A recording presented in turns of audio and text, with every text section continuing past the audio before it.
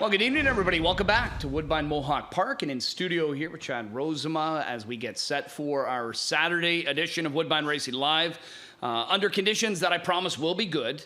We have been hit by some rain, kind of ongoing right now. Started about 30 minutes ago, but it's only supposed to last maybe another 30 minutes. And then I think the sun's supposed to come back out and it'll be great. And I think the rain has been somewhat of a welcome here today as I bring in Randy Waples because, it's been a little warm, right? But it's July. That's what we expect it to be right now. You know where it's dry? Where? The covered bridge. That's where we should be doing the studio hit. Right from the covered bridge, Chad. You go by it all the time, Share that covered bridge with the rest of Ontario, Chad. I stayed dry please. Going through it today. Did you? I sure did, yeah. When I was out, buying potatoes and strawberries. There you go. Yeah. Just loving that farm life, eh? Unbelievable. Yeah. It is a nice thing to see in Westmount Rose, that covered bridge. It is. It's beautiful. Yeah. The they other filmed thing part too of is it there. Did you know that? Yes, I do. Yeah. Yes, I do. And the other thing quickly is Elmira has really become famous in the last week, other than you. And Kenny. And Mark Gingrich. What's the young fellow's name that got drafted 5th overall? Brady Martin. Wow, I'll tell you, I watched some of his highlights last night. Yeah, big strong farm boy. He got game. Yeah. He it was pretty cool because my son played like a season with him when they were very young. Brady always played up. Right. And before he could go into AAA hockey, which he ended up going to Waterloo eventually for that. That's what he was doing. And man, even at such a young age, you just knew. Yeah. Right. So strong on the puck. But yeah, no, it was pretty cool. It's I can't imagine we've had anybody from our small town of Elmira drafted that high. We had another one too that my son went to school with and played a little hockey with, Evan Passmore. He went, I think, in the 6th round to the New York Rangers. So pretty cool. Yeah, that is. It's just to get to that level, we all grew up Canadian kids. We all wanted to do what he's doing, but some of us, myself, just didn't have the parts to do it. Yeah. So it's really nice when you see, kid that grew up obviously working hard. I think he comes from a Mennonite family. Yep. Yeah, working hard probably, and still the had dairy farmers, a lot of chickens. Yeah. And just hard workers. The whole family, and great family too. Really, really great family. So yeah, nice to see. And going to Nashville, I think it's gonna be a great city for him. Yeah, I would say. He'll fit right in there. Yeah, I think. Yeah. So no, it's pretty cool. As we kind of look at tonight, I find it's a similar card to what we had last night. More or less. We've got a gold for the 2-year-old pacing Colts. Last night it was the Phillies, impressively, in 50-4, equaling the co-fastest 2-year-olds because we had that Rocket Image Colt that won it in Hoosier on Thursday in 50-4. So very impressive. Last night, though, as far as how things were shaking out, again, you and I both know we probably need to... we need to dive deeper into this and tell more of a story. Yeah, I think so. But for now, what this just continues to kind of show is that, speed dominates right now. Yeah. Right? Yeah. Or just be close, turning for home, basically. That's the big thing, But again, we talked a little bit about it last night, too. I'd really like to see one week where we say, where did the winner get away? Not where he was at the head of the lane. Where was he when he was going into the first turn? Was he sitting 7th or 8th, or was he sitting 1st or 2nd? That might even give us a better clue. I remember at one time, too, when we used to have the rotation of we'd go to Woodbine and then we'd come here. I always found Woodbine to be more of the speed favoring track. Although they were both 7/8 configurations, that was more speed favoring. And I found that here... I for some reason, I always got a thrill out of picking a closer. Do you know what I mean? I don't know, that excitement of not seeing them early, but then hearing them late. And I just found that this was always a track forward with a long stretch and that, but it's tough to do now. It is, but you can go even further back there when it was Greenwood. Mohawk, and they were both 5/8. Greenwood was the front end speed track. Mohawk was the come from behind track, and they were both 5/8. Just that Mohawk had a better bank then, and I think that's one of the big things that we don't have right now is very much of a bank on that last turn.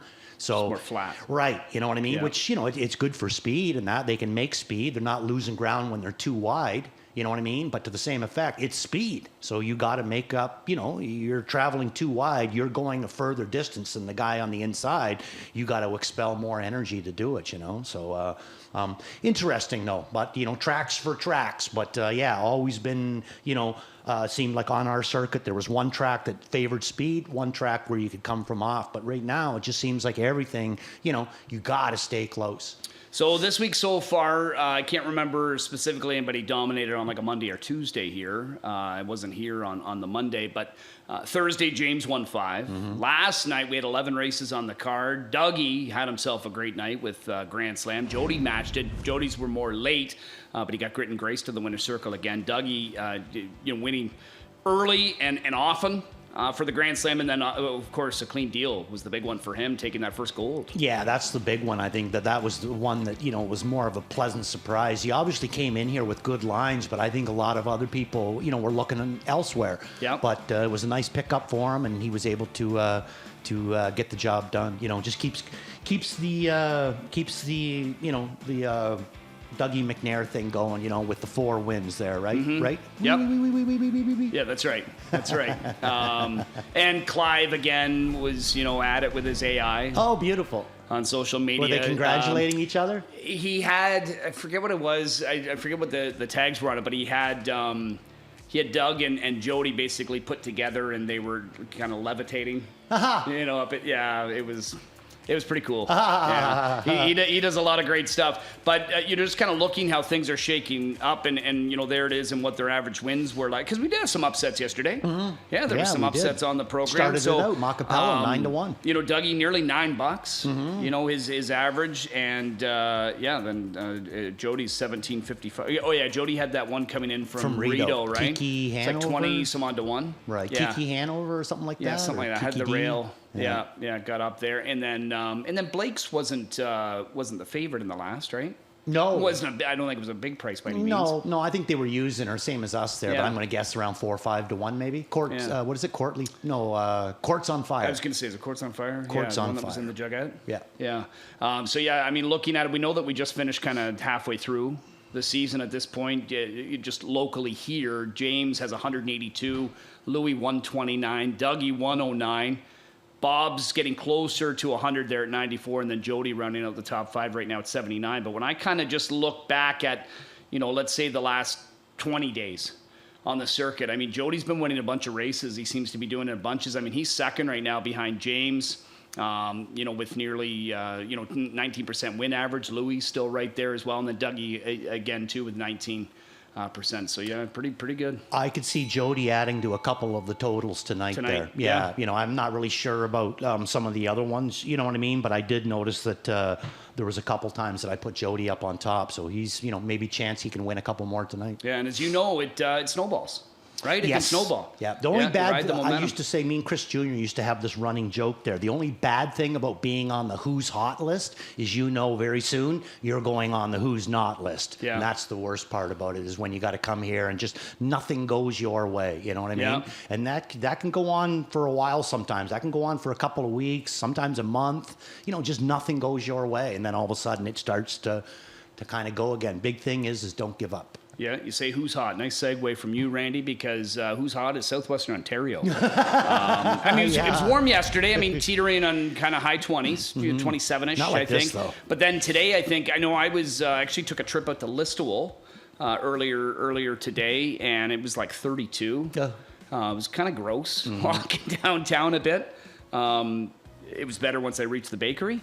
Wasn't as gross. They've got a really good bakery. Well, obviously, there's not going to be any heat at a bakery. No. It's been warm here, but good news is, it's going down. It's nothing we can't handle, and we're used to this. It's just, and I had some friends that worked for my dad when I was young there, and they used to call this weather. We call it humid. In Newfoundland, they called it close. Close. Well, see, I have a Newfie background on my mother's side. I've never heard of that. Is there any nationality that's not in you or whatever? You know what I mean? You got Dutch. Now you got Newfoundland in there. Cheapness in there.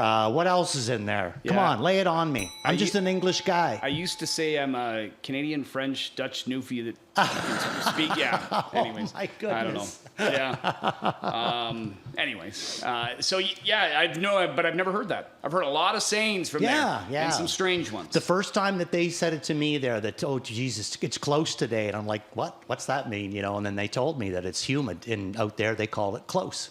Oh. So, interesting. Okay, interesting is right. Let's dive into this card. We've got a solid 11-pack, bunch of replays that we're going to be going over as well, especially when we get into those 2-year-old races, just a couple of those. I know, it makes handicapping a little more challenging when we've got all these 2-year-old races, especially when you get into like Monday and Tuesday where we've got grassroots. But it's fun to dive into those too. And what I like about the grassroots right now, and I know I'm jumping ahead here a little bit, is trying to see which ones are doing this knowing that they're probably gold horses. Mm-hmm. They're just in here right now. I mean, Bob McIntosh did it often. All the time. Right? How many great horses did he start? Yeah. In the Doc Moore's done it as well. The time. And other guys. Jameson's, it's a smart move. It really is, because it gives you a bailout down the road. You know what I mean? Yeah, true. And then every once in a while, you're going to be in a spot where you're going to be between golds. But this race, it's always that horses that have raced in the grassroots, and you're eligible to it. So it's a real nice little horse to have. Yes, 25. They upped those races, the overnights, 20s. But the grassroots this year are now back to 25,000. That's big money for grassroots. That's good money. Race number 1 to kick off the early pick 5, guaranteed at 75,000. I know you want to look back at a replay with Reign Supreme. Was he last weekend? Was he not your horse to watch? Yeah. Yeah. Okay, yeah, he was. And just one in there that I like a little bit better. But let's take a look at this replay for Reign Supreme. I put it down as locked in till too late. Now, at one point, I do think that he does manage to kind of get himself out and take a little bit of a charge at the end of it. You can see 26-3 listed last quarter, but in my opinion, just too late. Now, Tyler's going with him right here. He's going to make a slide up the inside. Bobby McClure picking this guy up tonight because Tyler is going to slide to my top pick in here, Lambeau Lou.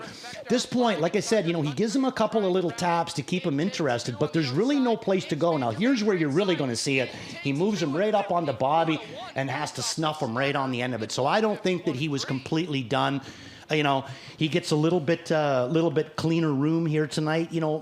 We've seen him before. When he gets that clean room, he knows what to do with it. Mm-hmm. So, to my opinion, locked in. But remember, Tyler Borth drove this guy, and he is going to stick with Lamborghini Lou, which I find very interesting because normally Bobby McClure drives Lamborghini Lou, and Tyler Borth, just picked him up his last start. Now he's going to stay with him, but Bobby McClure going to come to the one that Tyler Borth has been driving. I think he's driven him before. I think Bob drove him in the past. Who? Reign Supreme. Oh yeah, no. But I'm just saying, but lately. That's what I mean. Yeah, lately. It's just interesting to me that it seems like almost like they've flipped horses somehow. Yeah. And my only thing with it is I'm half wondering, and I'm not that I would say it, but Bobby's the type of guy to me that I think if he thought he wasn't really getting along with the horse, he would go to the trainer and say, listen, you need to switch to go to somebody else. And I'm thinking that maybe that's what happened, is that he maybe just wasn't getting what he thought he needed to get out of Lamborghini Lou.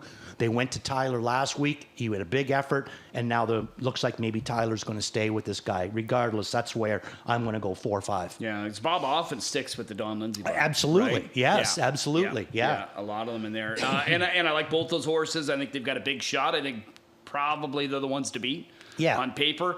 Larceny's the one I'm going to try. He's had some trips this season where he's been live and it just hasn't worked out. And then I kept saying to myself, I'm like, excuse me, when he gets an opportunity to drop down, because he just kept racing at such a higher level. Then he got into that pop-up series and, with fringe player.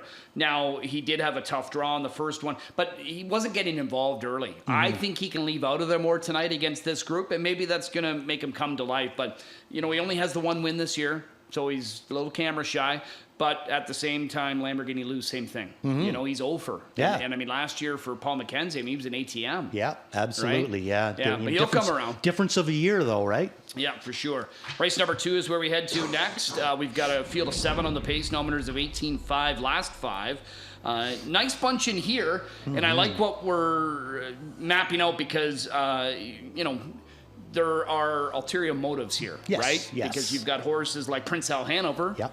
Well, he's dropped in the box. He's got a date next weekend in East Rutherford, New Jersey, in the Meadowlands Pace final. What about Light Up the World? Light Up the World. I talked to Tony last night, and I said, what's he got coming up?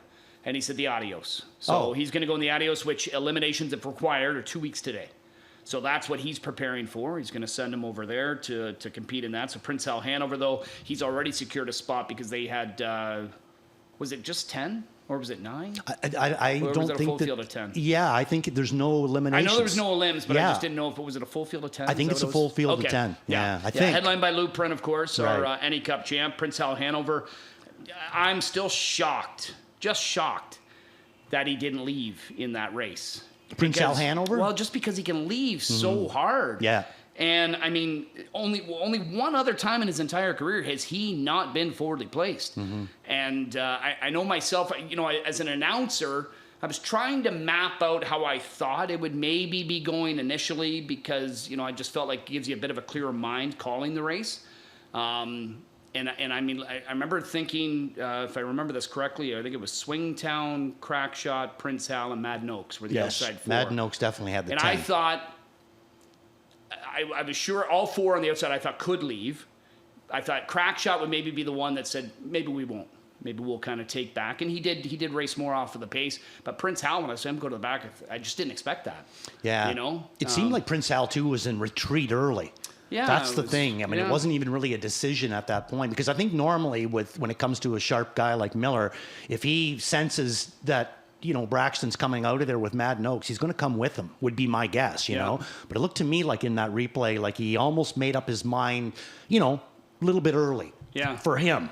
Now, I'm sure Doc's got him trained up pretty good, but you'd think he'd want him probably lit up a bit here tonight, wouldn't you? I would say that I think that they're going to race both of them, like the 5 and the 6. You know what I mean? But I you just don't want to overdo it. It's just so early in the year. Horses, some decent older ones. Yeah, there's so much money out there that you can't afford to knock them off or whatever, going for $24,000. So you kind of got to read between the lines. Yes, they want to win the race, but I think that they both want to do it as easy as possible. So. Light Up. We're going to show 2 replays in this race, Chad. First, we're going to go Write Me a Rose. He's going to be my top pick in here because I think that with Write Me a Rose, it's not what's coming up next week. It's just like what do we have going on today? And Dougie McNair is going to pick up this guy and drive him tonight. So I'm going to go Write Me a Rose, and let's take a look at his last start. I thought it was a good one. Travis Henry did a good job with him. I think both starts. He didn't overdo it either time. Last time in the preferred 2. So now he's going to take a drop down into this race. And again, Travis, you can see him right here, the 3-horse. He gives him a little tap there and he moves forward, but he's going to get right up on the back and he's just not going to have any more room to be able to do that. I'm not going to say he was running over horses, but I think that he's going to be a lot better in here with the rail position, with a drop down, and with McNair returning because Dougie's already showed where he drove him the one time, and he was a winner in front with him. Now, let's talk Light Up the World, and we're going to show the replay. I don't know who this guy is that's calling the race, but let's show the North American Cup because this is going to cover Light Up the World and Prince Hal Hanover. So Prince Hal Hanover at the back of the boat for Dave Miller, just making a 3-wide move. James McDonald on the outside with Light Up the World, but neither one of them do a whole lot in this situation. But in my opinion, both horses were just a little bit out of position, Miller really, Prince Hal Hanover probably makes up more ground than just about anybody on the end of it. So, the way I got it down, I'm going to go Write Me a Rose, and then I'm going to go Light Up the World, Prince Hal Hanover. I do agree that I think that they're going to want to race them, but I just don't think that they're going to want to overdo it. Where Dougie, I think that he has carte blanche to race his as hard as he wants. Yeah, and I like Dougie a lot, but I think Light Up the World will find a way here tonight. That's what I think. So that's where I ended up going in that spot with Prince Hal Who's your bottom pick? Just out of curiosity. Dragon on the Beach. Yeah, so good. Yeah, you went Jack Panic? I went Jack Panic. Okay, all right. So that's race number 2. Let's go to the third. We've got a 2-year-old trot race. We had a couple of them last night with the trotting fillies. I thought we had a couple of nice-looking winners, too. Team Jones had one, and then Doug Bowens had a nice one that he unveiled as well in there, and many of those we're likely to see back this coming weekend in the OSS Gold. Similar will be with some of these 2-year-old trotters, scratched down to a field of 7 now. Another great mass. I mean, here's the full brother loved by the masses. I liked him right in his debut for a good piece of it. He got used hard. Got beat by a really good one in Sugar Packet. I mean, that just really turned a lot of heads for Blake McIntosh and Jody.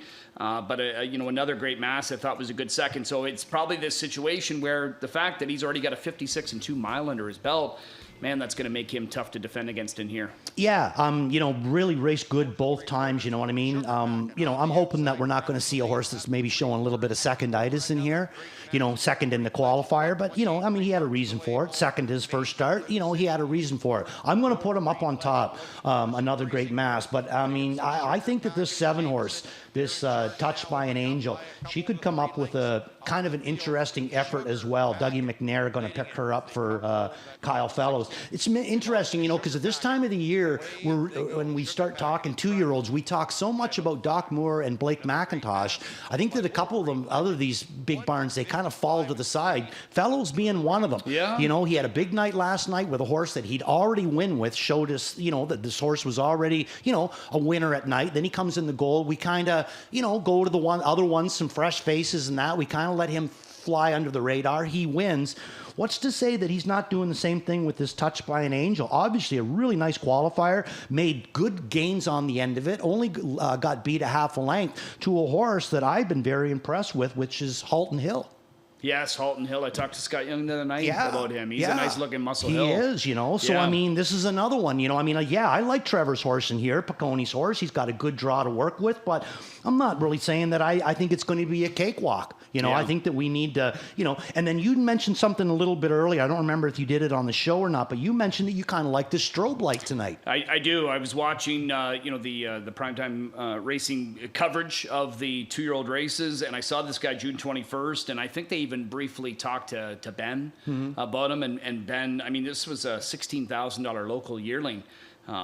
Cheap by today's standards, still pretty penny, but I think he's pretty high on him, and I just like how he goes. And we're getting to see LP Bay and Mario Bergeron. They control this whole qualifier right from the outset, and I know Mark Etzel's pretty high on this guy too, especially when you think Mark's super familiar with this family. Seacan, Willow Time.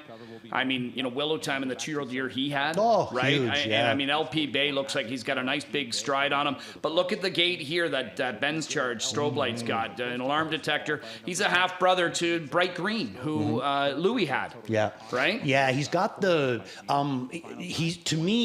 I would consider him to be one of the bigger alarm detectors that I've seen, and not meaning tall. I mean like put together he's the got way. Muscle in the chest there again. Right. Yeah. Exactly. Yeah. He's put together the way that you want to see. A trotter put together. Yeah. He's got all the body parts. Yeah. But looks good, and wow, what a nice gait to him. No, that's the one thing that stood out to me. I know he didn't win either qualifier, but I think he did what they wanted him to do. I agree. Right? So looking forward to this one. But I think another great match just based on who's Strobe. I put him on top. Oh wow! Yeah, I'm going to give him a shot. It might be a situation like last night where you get out of there and you race one. I know they were very happy with that filly that finished second to Doug Bowens, charging there, especially because.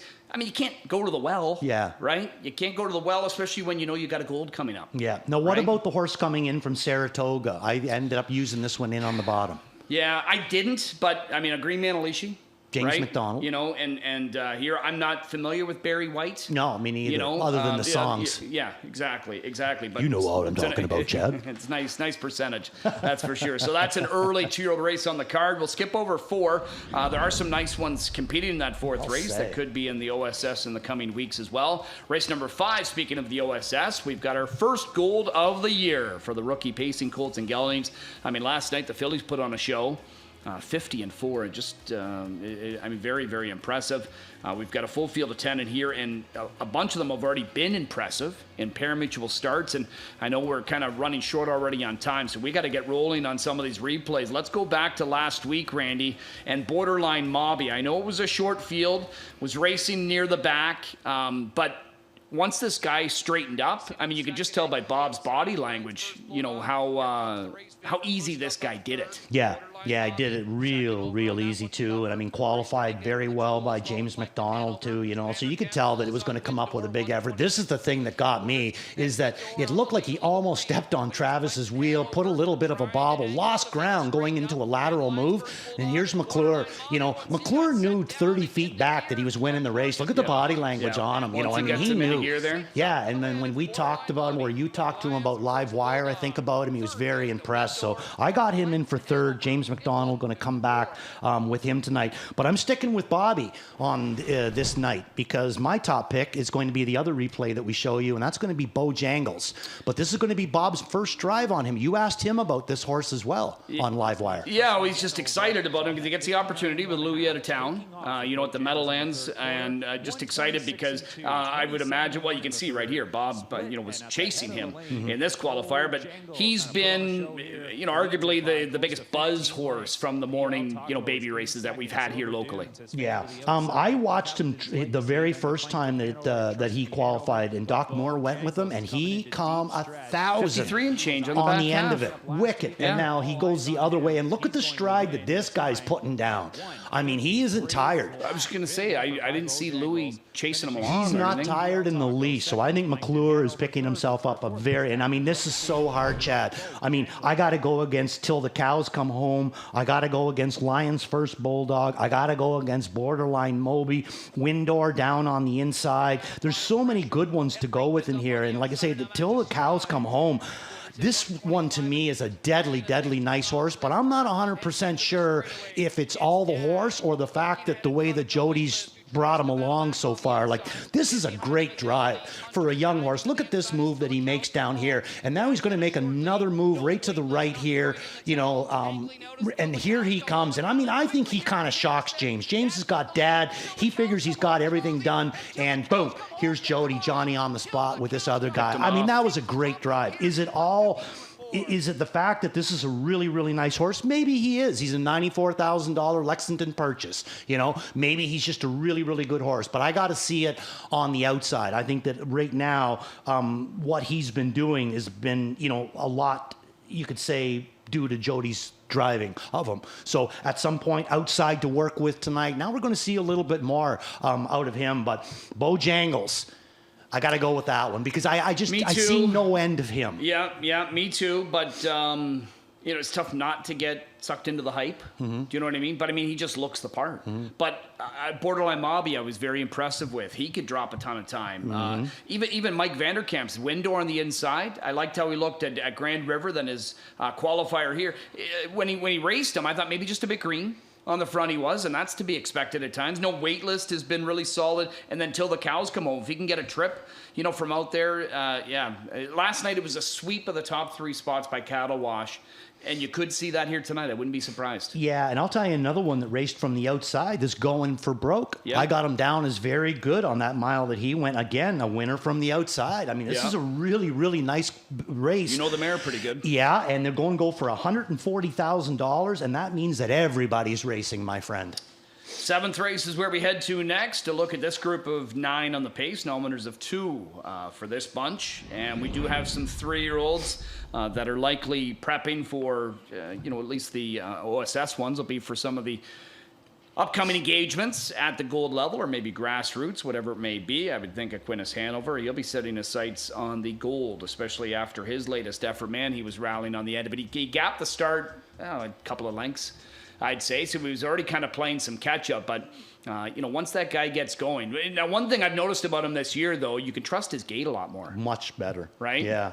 And I think, too, because he's now on the Lasix, he's going to come out of each race stronger and stronger and stronger. Like, I think we're just starting to see the best of Aquinas Hanover. And would you not, if you're the Connections, would you not want to see him get a win here? Oh, finally get that win of the year and give him that confidence heading into the next 100% stakes try? Yeah, and that's the replay that we're going to show you. And also with Aquinas Hanover, too, remember, he's getting a bridle change tonight from Justin Turcott. They're going to take the blind bridle off, and they're going to open him up a little bit with the blinkers. Again, you know, I like that idea. You know, he's 0 for 7. Change the bridle. Let him see a little bit more and see what happens. I think the Lasix is working fantastic on him. Tonight's going to be 3rd start Lasix, but look at the move. he puts on the end of it. And this is not the first time that we've seen this horse do this, you know. He's, been different times that he's put huge abilities on the end of it. But I'm going to end up trying to beat him in here, Chad. I'm going to go back to the horse that won this race the week before, and that's Captain Hurley.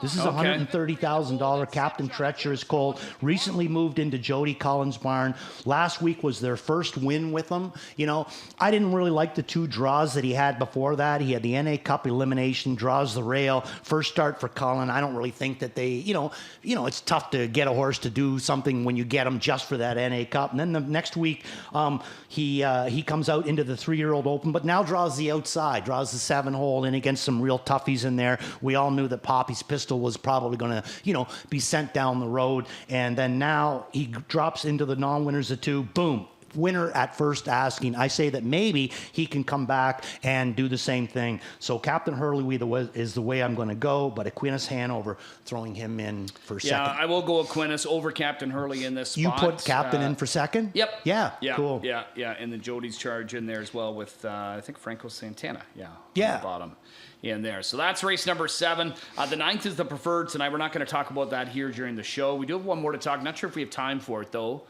Producer Javon, okay, we are going to go to race number 11.